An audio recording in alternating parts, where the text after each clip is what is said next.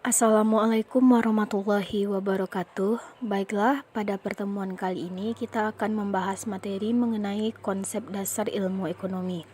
Yang pertama, pengertian ilmu ekonomi. Istilah ekonomi berasal dari bahasa Yunani yaitu oikosnomos atau oikonomia yang artinya manajemen urusan rumah tangga. Menurut Albert L. Myers, ilmu ekonomi adalah ilmu yang mempersoalkan kebutuhan dan pemuas kebutuhan manusia. Aspek pemuas kebutuhan itulah yang menurut Richard Gillespie menimbulkan masalah dalam ekonomi, yaitu adanya kenyataan yang senjang karena kebutuhan manusia terhadap barang dan jasa jumlahnya tidak terbatas.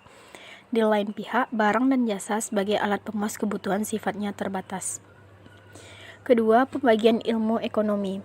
Menurut Samuelson, ilmu ekonomi dapat dibedakan menjadi satu secara fundamental dan historis. Dapat dilihat menjadi dua bagian. Yang pertama, ilmu ekonomi positif. Ilmu ekonomi positif adalah ilmu yang hanya melibatkan diri dalam masalah apakah yang terjadi, tidak membahas apa yang semestinya terjadi.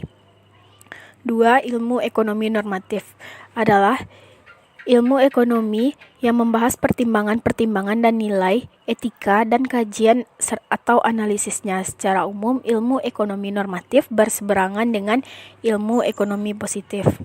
Yang ketiga, menjelaskan perbedaan prinsip, motif, tindakan, dan hukum ekonomi. Pertama, prinsip ekonomi.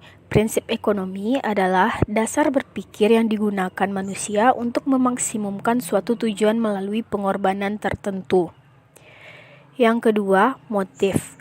Motif ekonomi adalah alasan atau dorongan dari dalam diri manusia untuk melakukan kegiatan ekonomi. Motif ekonomi dapat bersifat intrinsik apabila ada dorongan untuk melakukan suatu kegiatan berasal dari dalam diri individu itu sendiri. Motif bisa menjadi ekstrinsik apabila dorongan melakukan kegiatan berasal dari luar individu, misalnya dari orang lain atau dari masyarakat.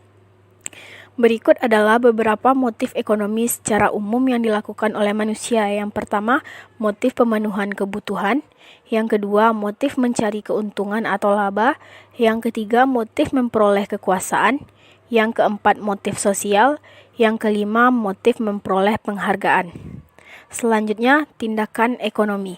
Tindakan ekonomi adalah kepuasan yang diambil dan dilaksanakan oleh pelaku ekonomi. Selanjutnya adalah hukum ekonomi. Hukum ekonomi adalah ketentuan-ketentuan yang menggerakkan hubungan antara peristiwa-peristiwa ekonomi, atau dapat dikatakan hukum yang menerangkan suatu peristiwa ekonomi yang terjadi kemudian dihubungkan dengan peristiwa ekonomi lainnya. Hukum ekonomi berlaku bila keadaan ceteris paribus atau faktor yang lain tetap atau tidak berubah.